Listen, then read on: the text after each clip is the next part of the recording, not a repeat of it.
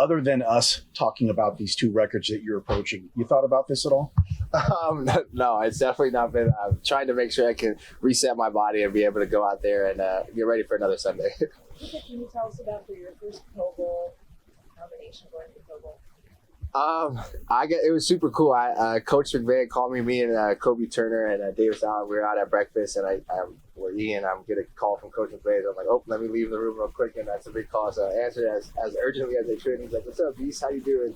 And then he broke the news to me. So it was sweet to hear it come from Coach, but it's something that he said, and that was something that's been on my mind. The job's not finished. As much as it's a cool reward, and it's a blessing to be honored like that. There are other goals that I have in mind and the team has in mind, and so it's another benchmark to hit, but definitely not the pinnacle. You talked about resetting your body. How's the body feeling? This is obviously the deepest football run you've ever had. Yeah, it's feeling a lot for sure.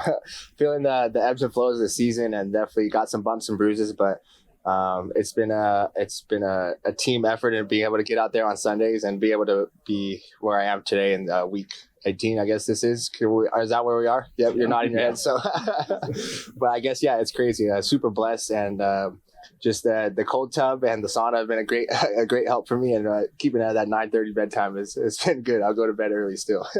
What did your mom say? I'm sure you called her right after that.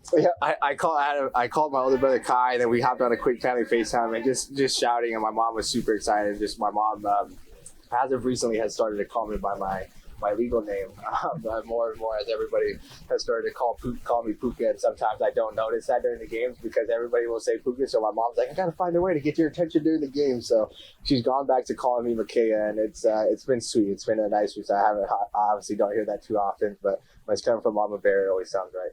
Puka, can you speak on the next man up mentality and you being the next man up and taking it all the way to Pro Bowl status? I guess, yeah.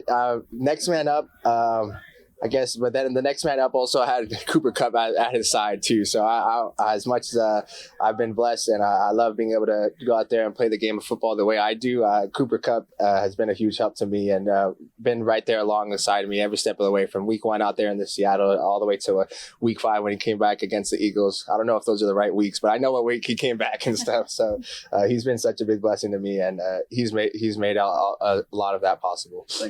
Has Sean talked to you about, if you get those catches in that 29 yards, you're coming out, you're done? No, not yet. I don't know if that's the game plan. That would be sweet, but also the game plan is to play against the 49ers on Sunday. So they got some new players. I'm excited to play against Fred Warner. And just that entire team. They're a good team, and there are some things I think I've improved on from the last time we saw them. So I'm excited to put those things to test. A couple more, guys. Kyron also getting Pro Bowl honors. What is his presence now that he's, several weeks back from injury, but getting him back on the field and then him kind of carrying that energy and presence, what does that mean to you, and what is it like to share that with him as well, the nomination? We got a cool little trio that'll go out there, especially with number 9, to be out there and honored in the same kind of Pro Bowl as him would be super sweet. Hopefully, I haven't asked him yet, but I want one of his jerseys for sure, whether it's that one or a normal one, I'll take it. But Kyron has just been who Kyron is from the day he showed up in week 1 and to who we saw just last week against the Giants. Just the energy and his willingness to always fight for extra yards and to not go down. I think that's something we say in the wide receiver rooms, is the first guy shouldn't be able to tackle you. And as a running back, that's a hard thing to say sometimes, because some of the times those D linemen are the first ones to get to you, and it's not easy to make those guys miss. But he does a great job of fighting through every single play, and it makes when I go and miss those blocks, it makes me feel worse. So I'm like, man, I know if they get an extra hit on 2-3, if that, just like he's showing, when he gets open space, he'll find a way to get in the end zone. So I always make sure I try to get my guys.